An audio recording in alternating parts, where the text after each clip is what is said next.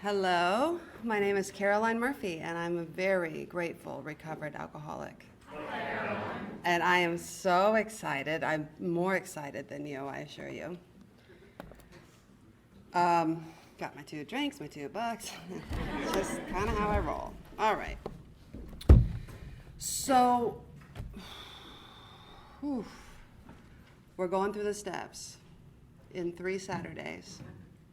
So we're going to go quick. I hope. God might feel differently. We might go super slow. We'll see.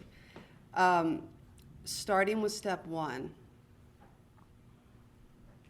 I have the privilege and honor of getting to do step 1, 2, and 3 a lot. And some of you I know have heard me do it a lot. And so it's going to sound similar. And I'm a little self-conscious about it sounding like I have a bit or something, but the steps don't change. So, it's the same because it's the same. People talk about step 1. There's a lot of talk about step 1. There's an idea that, if someone relapses, they just didn't get step 1.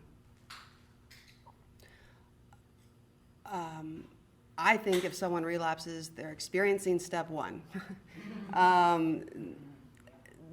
Step 1 says no matter how well you get anything, you're still powerless. So if anyone's new here tonight, please don't feel obligated to be struck sober at the other side of this meeting. I am not that good.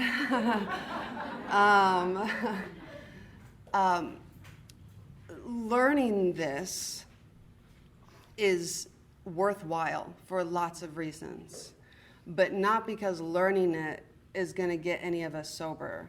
I know plenty of people who, while drunk, can recite how it works from memory. Knowing this isn't the solution. Step 1 does not say we were knowledgeless over alcohol. It says we were powerless. And so we're going to get into that, and I'm going to spend, 43 pages worth of time on step 1. But again, not because I'm trying to, we, as even Donna read, we're not trying to convince anyone to get sober. That's not what step 1 is about. A lot of us have been, I don't want to say misdiagnosed, because maybe we were correctly diagnosed, but the prescription for how to get better was a little off.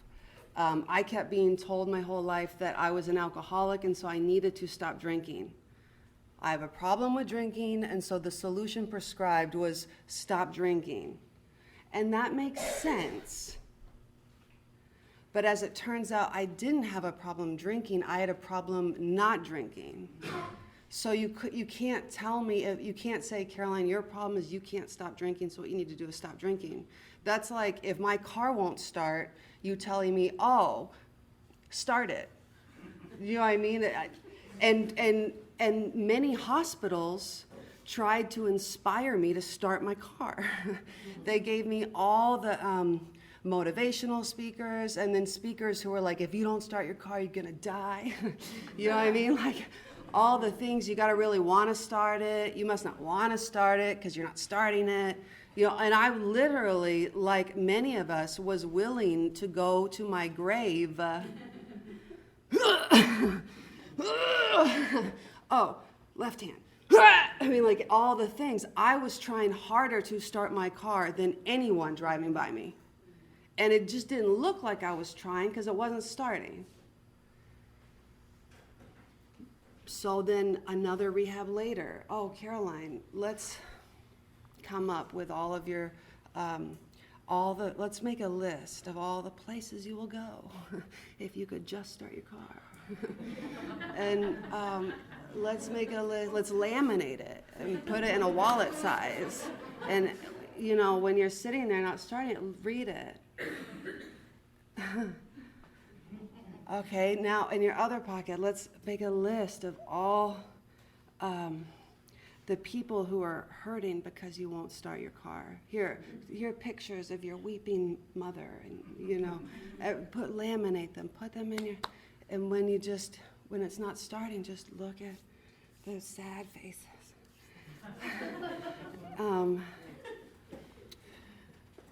And so I did that.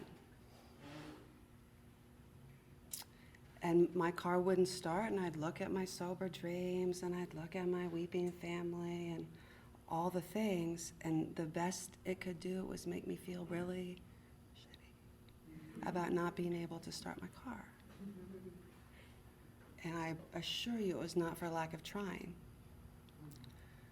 So AA comes along and says, we couldn't start our car either.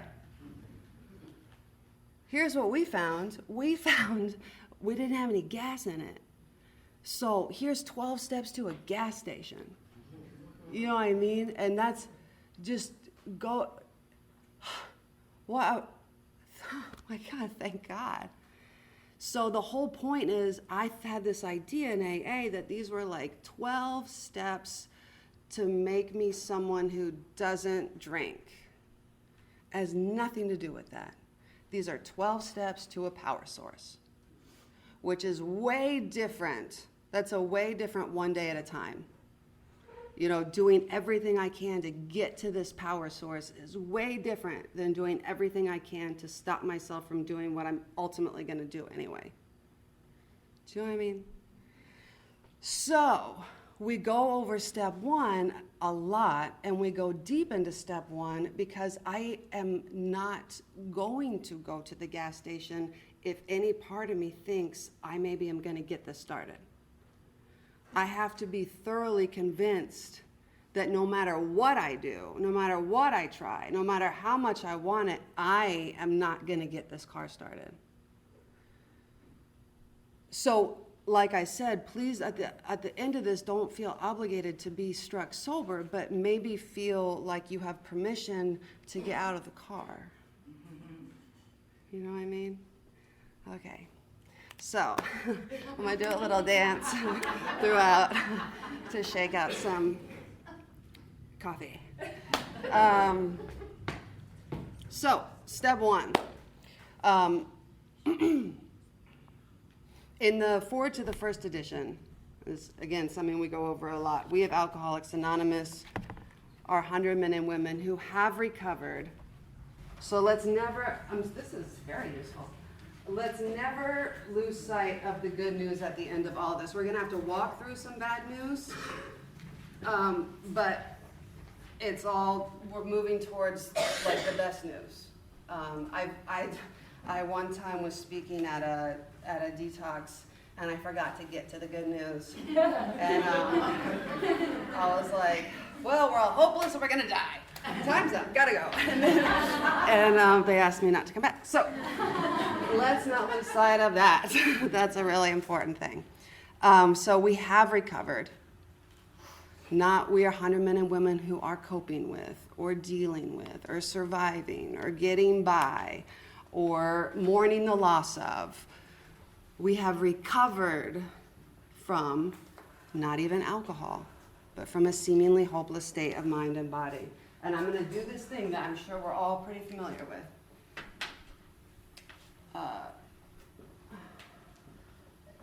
Seemingly hopeless state of mind and body.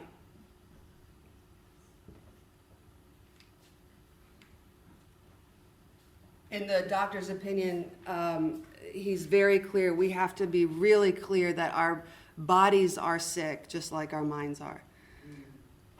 So, for the body, the book talks about this allergy. And it doesn't talk about an allergy, it talks about an allergy. It's not like an allergy. It's an actual allergy that not everyone has. And people who don't have it don't really believe in it, I've come to find. But, because it sounds skeptical. But I assure you, I have it. The symptom of it is when I take a sip of the allergen, alcohol, I awaken a craving for more. How I know that something is wrong with my body is that, because when I drank, I didn't like take a sip and then think, oh my God, I'm having an allergic reaction. It never would have occurred to me. I never would have correctly self-diagnosed myself. I mean, I never did correctly self-diagnose myself. I diagnosed myself as being so fun or so weird or so sad or so bored or so, oh, I think I've got some trauma. I gotta, any day of the week, what my mind came up with a way to justify the way I was drinking. I wasn't someone, so we've got the allergy, the symptom is the craving, this phenomenon of craving. The truth is, it didn't even feel like a craving to me, until the bartender said, last call. And then I'd be like, oh no.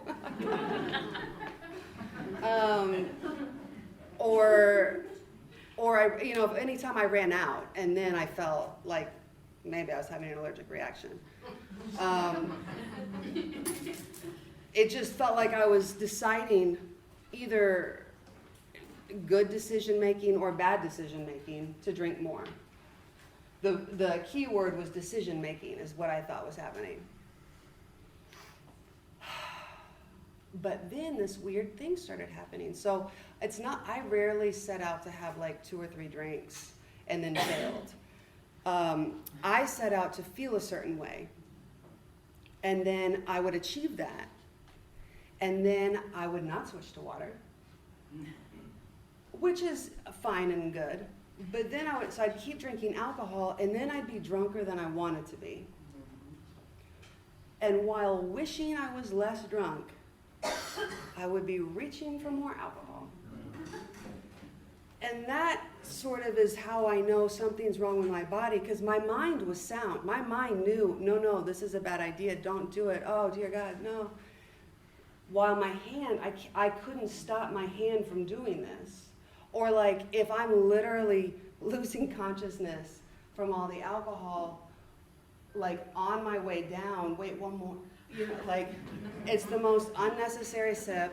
I'm losing consciousness. Do you know what I mean? It's so weird. So in the doctor's opinion, it talks about how this allergy explains many things for which we could not otherwise account. This explained for me many things for which I could not otherwise account. And so this to me was good news, because I knew something was wrong with me. I just didn't know what it was. I didn't have a name for it yet.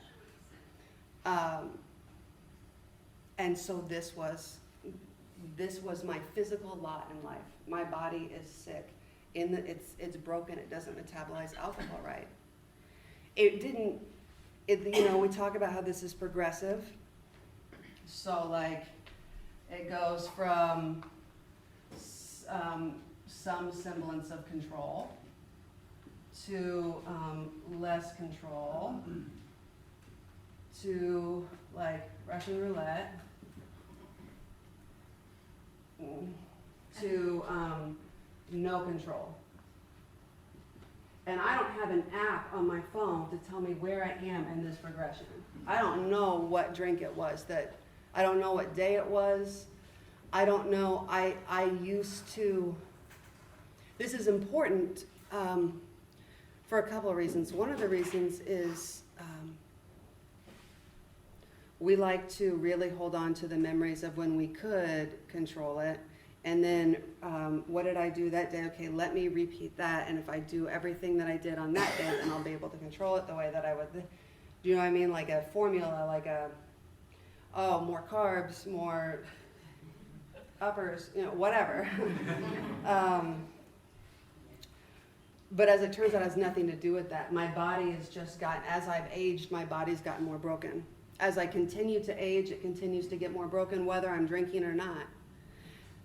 One of the reasons that's relevant is because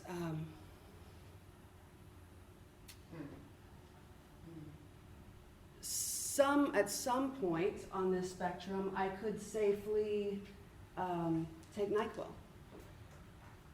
And so I remember that in my mind that I could safely take NyQuil because I did that one day. Again, I don't have an app on my phone that tells me when I've passed the point of no return. And so I'm surprised when I think I'm safely taking NyQuil and it awakens this craving. The same is true for anything that has alcohol in it. People, this isn't a moral thing. This isn't, if you take some medicine that has alcohol in it, you fail. This is, I'm allergic to poison ivy, and so I don't want anything touching me that has poison ivy in it. Even if it's just the oil of poison ivy, it's just cause and effect. And so again, this isn't about like the morality police or the sober police or the right versus the wrong or whatever. This is about allergic versus not allergic. And so I'm just putting it out there, just something to be aware of. There were days when I think I could have safely taken one thing, and at some point I've become someone who can't safely take much of anything anymore. And that's, again, it's just the cause and effect of it. Is that clear?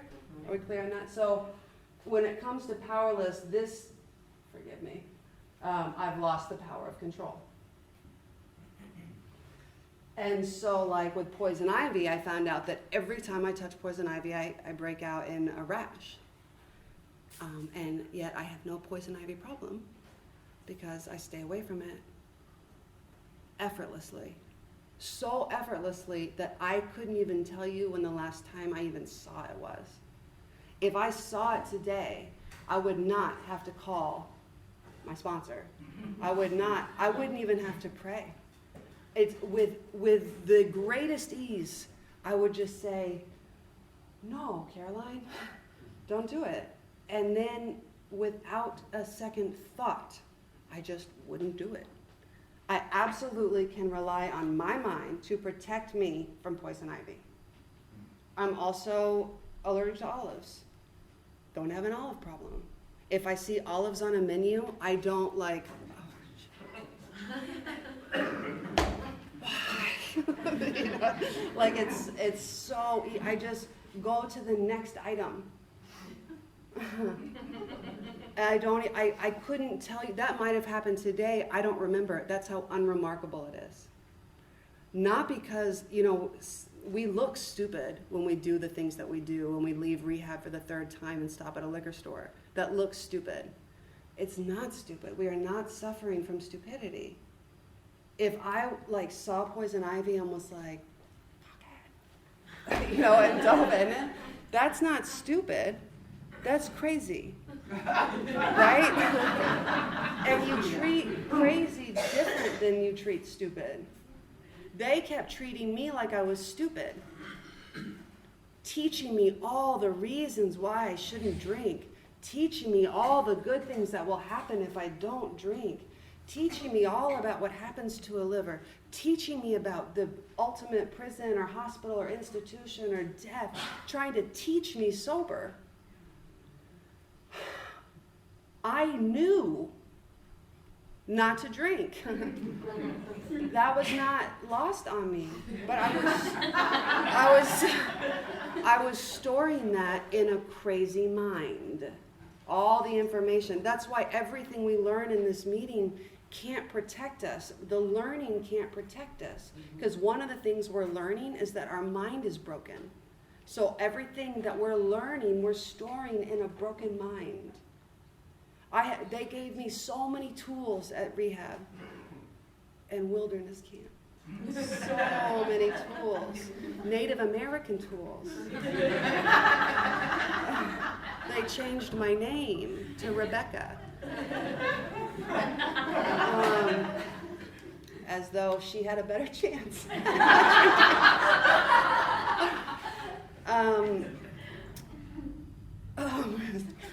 She's sicker than Caroline, as it turns out.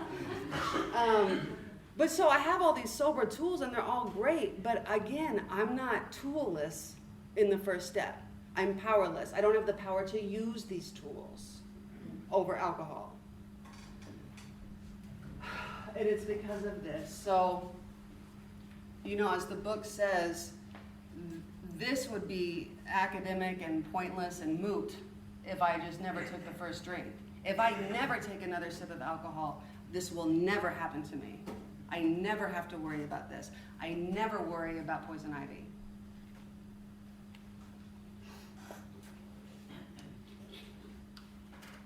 And so this is kind of why we can't fully say that alcohol is my problem, because without any alcohol in me at all, when I am stone cold sober, maybe even I just left a meeting, stone cold sober, I drink. Knowing this, if anyone's new, if you might find, you'd think that knowing this would protect us from ever doing it again. It's so weird that it doesn't. As the book says, so the problem therefore is centered in our mind.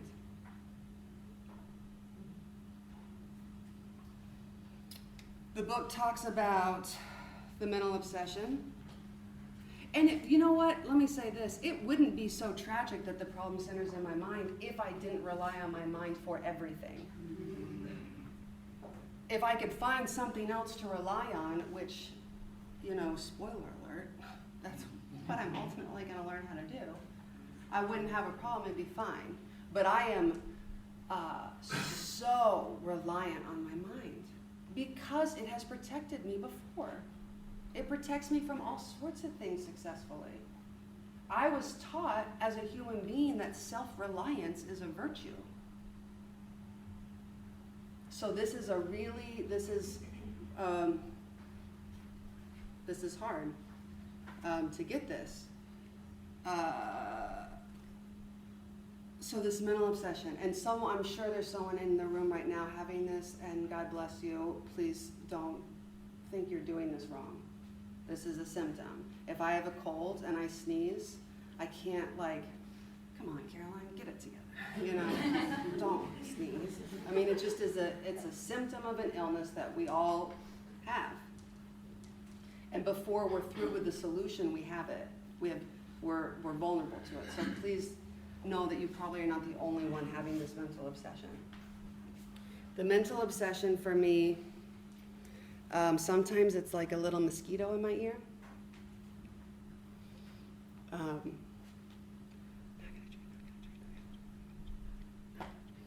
Not even there. I'm so excited. I'm definitely not going to. 4th of July, I'm not going to drink. Look at me. I'm not going to drink. Yes. Oh, but maybe if I have, what about if I have Red Bull first? Then I can have Red Bull.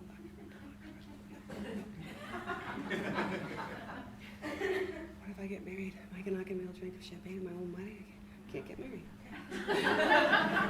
And literally a decade goes by. And in that decade, I maybe got married, got divorced, went to Europe, got a degree. But the only thing that was really happening was, are we just having one glass of wine? That's fair, okay. Just go to the bathroom. You know,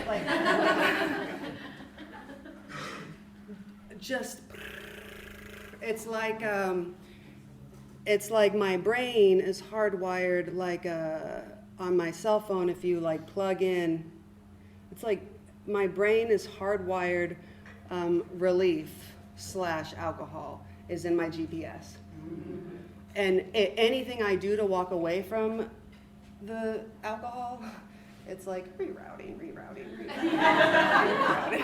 And it has all the patience in the world. I mean, decades could go by and it's still rerouting.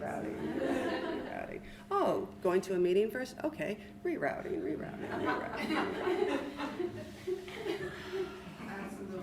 Right. It's very painful. And we were talking about this at Maggie's the other day, and someone said, so if I take a drink, then that's the thing that shuts the GPS off. Yeah. And really just a drink is the thing that finally shuts the GPS off.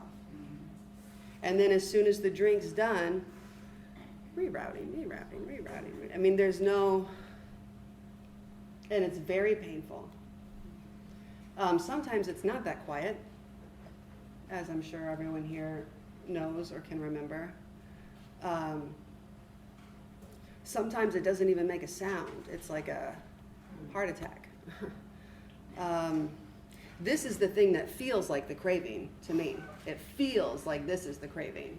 It's not. You know, I don't break out in hives until after I've touched the poison ivy. So I have to be, I'm not having an allergic reaction until after I consume it. But that's how powerful the mind is. And this is the thing I'm relying on to stop me from drinking. There's also mental twists. I'll come out over here. Twists and blank spots.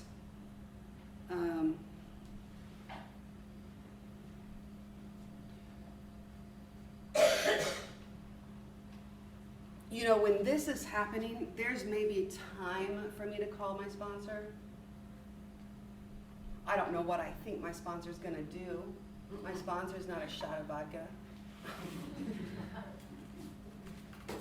And ultimately, even if he did say some magic thing that cleared it all up, we're going to hang up at some point, and then rerouting. I mean, I am beyond human aid. I have not met the person who has been able to calm my mental obsession. I can't even calm my mental obsession, and I'm very calming. But these mental twists and blanks, I'm trying to dispel the myth that a sponsor's job is to keep you from drinking, or keep me from drinking, or save me from drinking, or protect me from drinking, or wise me away from drinking. You know, I haven't met that person. And my illness doesn't accept that medicine. Mental twists and blank spots are like, you know, like if you're driving and you see a liquor store up ahead and you're like, and the Rocky theme song starts playing in your head and you're like, not gonna do it, not gonna do it, not gonna do it, not gonna do it, not gonna do it, driving, yeah, I didn't do it, oh my God, I'm all better, I can do it. And I go, and with the same clarity that I wasn't gonna do it, I now get to do it. It doesn't present itself as something I should call my sponsor about. It's the same clear as my not gonna drink thought. I cannot defend myself against it. Someone asks me, or people ask a lot, can you see the insanity coming? Maybe, except for the fact that the insanity isn't something I'm hearing. The insanity is something I am. So it doesn't sound insane to me.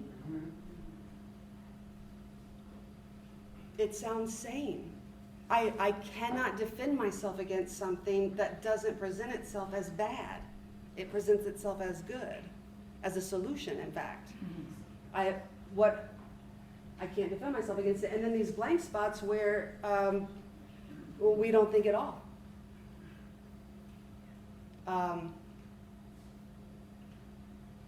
I thought I was taking drinks before. I thought I truly was just trying to beat my conscience to the punch. Like, you know what I mean? Like, get to it before I have to start feeling guilty about it. So the point of this is truly we've lost the power of choice. And this is one of those things where, again, so when I'm at rehab and they bring the speaker in to tell me about the jail and prison and hospital waiting for me if I don't get it together, I want to say I appreciate the scare tactic, but nothing is scarier than not drinking, so save it for somebody else, sir. Truly, the worst case scenario is that you take alcohol away. I hear they have like homemade drink in the clink. Yeah. So I'll be okay.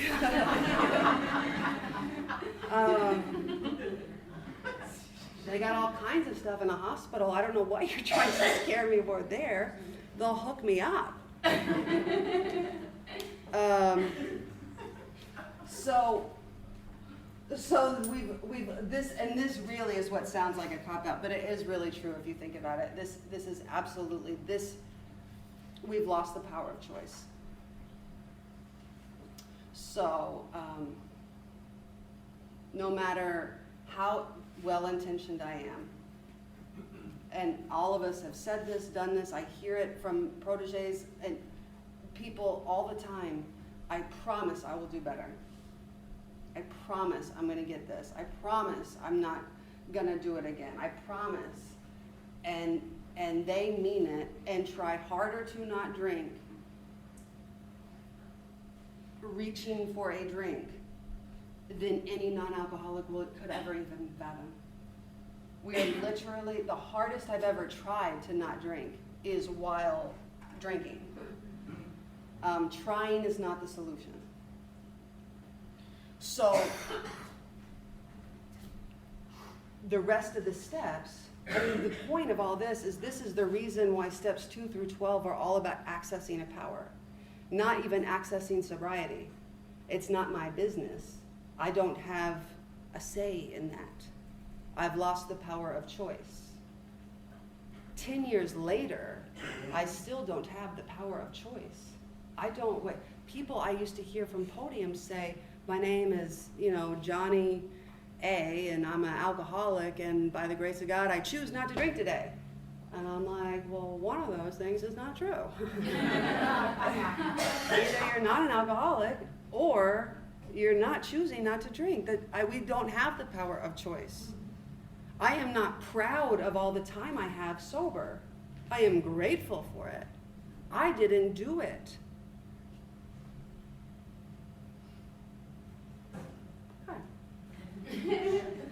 It's like, okay, this is my favorite analogy. Gotta do my little, get grounded again. Hey, oh my God. I'm gonna remember this as I'm going to sleep tonight and be like, oh dear God.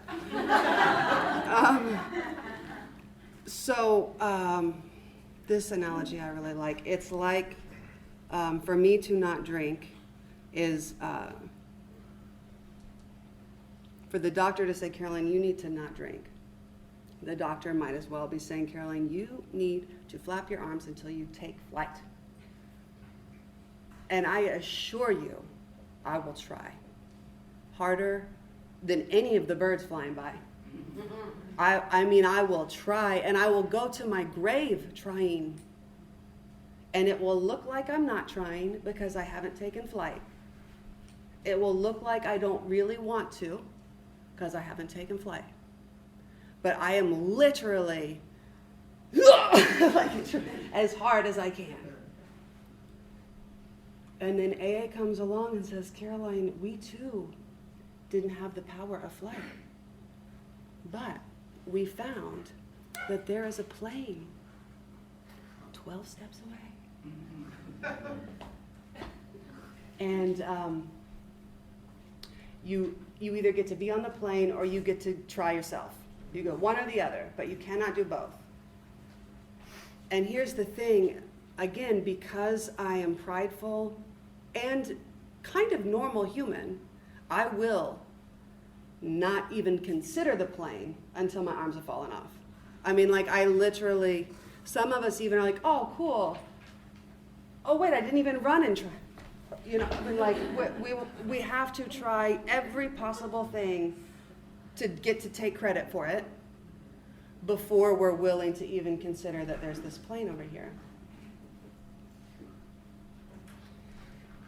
It truly, I swear, is as simple as that. It is truly 12 steps to a plane that will rocket us into a fourth dimension of existence that we hadn't even dreamed of. It is that simple.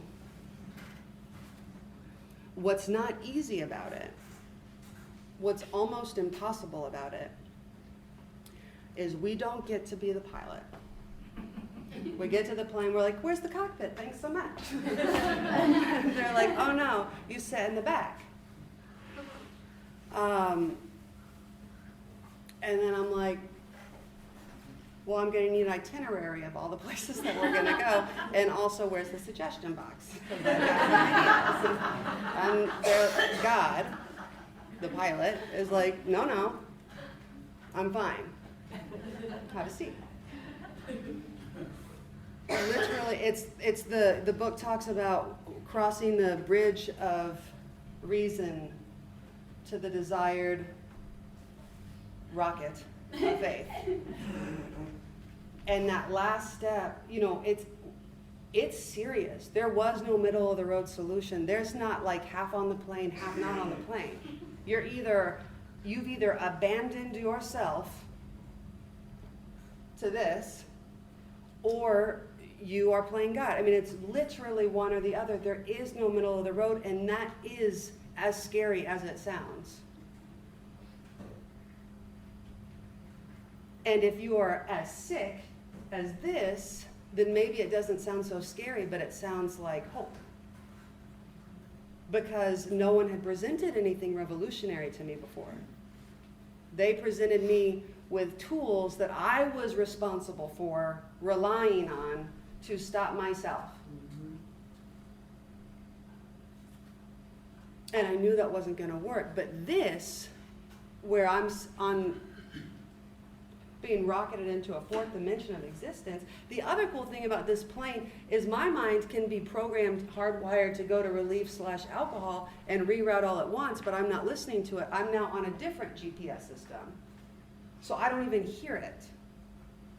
Now, I assure you, I've jumped out of the plane several times, and my GPS was rerouting all along. Like, it literally never stopped.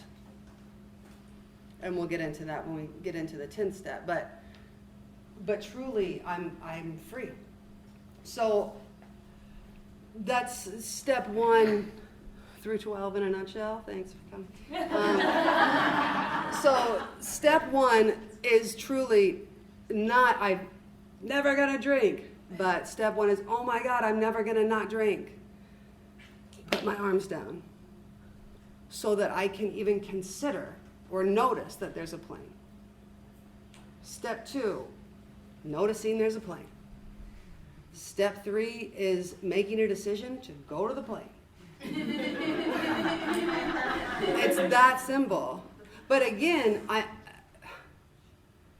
my sponsor, while we're in step 3 land, my sponsor, I remember before we took the 3rd step, said, okay, Caroline, tell me the 3 things you want most in life. And I was like, world peace.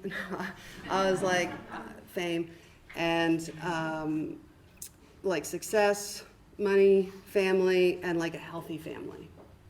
Happy, healthy family. I want every one of my family's dreams to come true. And he said, okay, that's good. Are you willing to let those go? And I was like,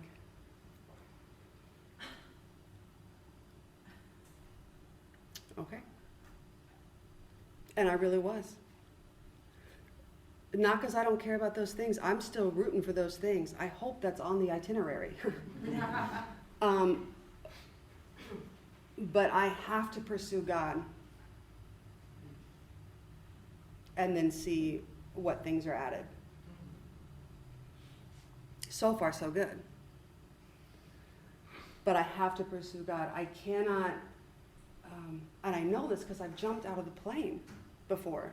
I remember when, we'll just skip around a little bit, but we were on the plane, and 5 years on the plane, the best plane ride, rocketed into the 4th dimension. It was so amazing. I was truly happy, joyous, and free, and kind of a big deal, like in AA land, like in New York. It was so fancy and fun. And then my fiance left me. So God decided that this was just going to be a solo ride for a minute.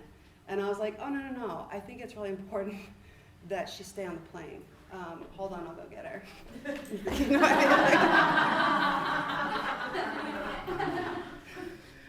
I mean?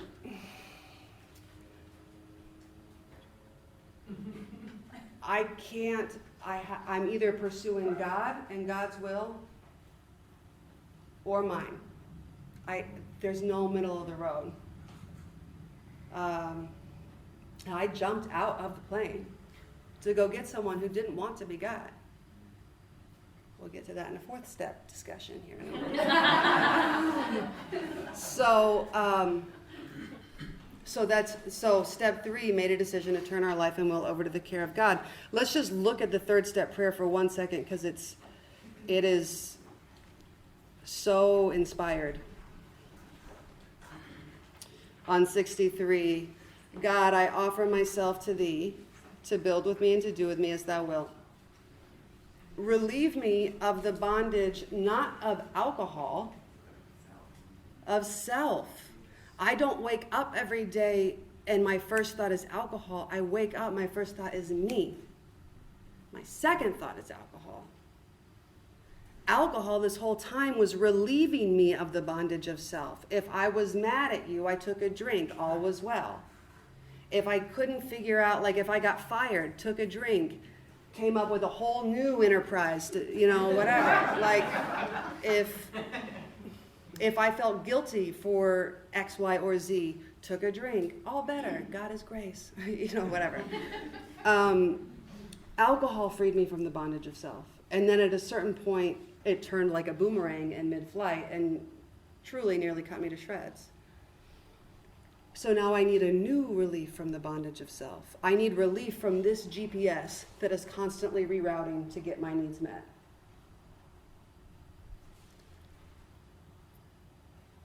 But not even so that I feel good, but so that I may better do God's will. Take away my difficulties, not so I feel good, but so that I can bear witness to other people at how good you are at taking away difficulties. Everything about this prayer is rooted in freedom from the bondage of self. And my difficulties, as it turns out, we'll get to in the fourth step. Not, John, but like pride, right? Just to be clear about that. Take away my difficulties, that victory over them may bear witness to those I would help of thy power, thy love, and thy way of life. May I do thy will always. God, get me on this plane so that I can bear witness to your plane.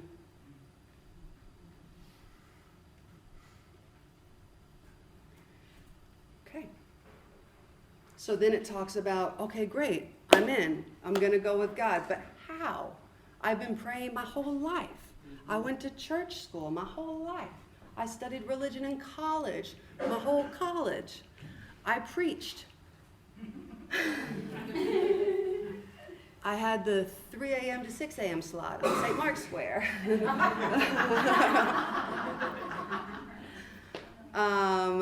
Where's the guy from New York?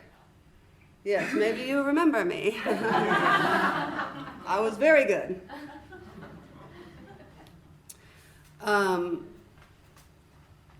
So what do you mean? So how do I access this power? I've been trying, and the book says this is the how and the why of it.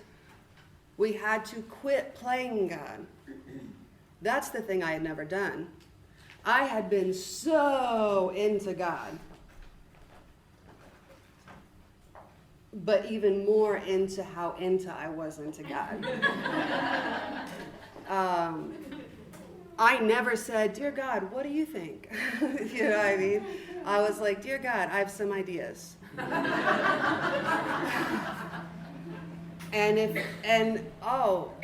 Didn't you know I can recite scripture? You know what I mean? Like everything was me still playing God. I did not know how to quit playing God. I did not know how to get from the bridge of reason to the shore of faith. I did not know how to get on the plane. I knew how to sketch the plane, preach about the plane, applaud the plane, like worship the plane, but I could not get on the plane because I was too bound to my own attempts at looking at whatever, at managing.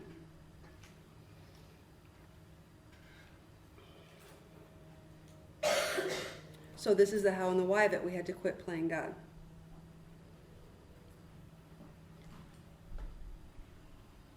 Which means, so like for example, and we get, it's the fourth step is a really fun adventure because we get to find out all the ways that we play God. That's all we're doing is finding out how I'm playing God.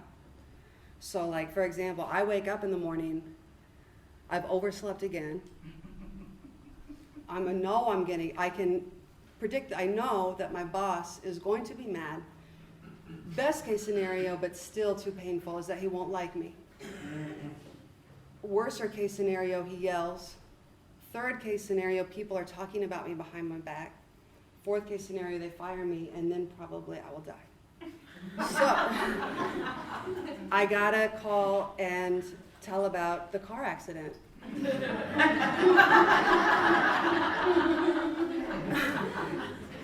And he probably won't believe me again. He never does. Let me find a Google image. I send that. Okay. You know what? He never believes you. Oh, fuck him. I quit. You know? And that's literally 3 seconds into waking up. That's like not even hours in. That's seconds in. And it's downhill from there. That's how I play. That's the bondage of myself. Is I know what you're thinking, what you're feeling, what to do to fix how you're thinking, to fix what you're feeling, to get you to like me. Oh.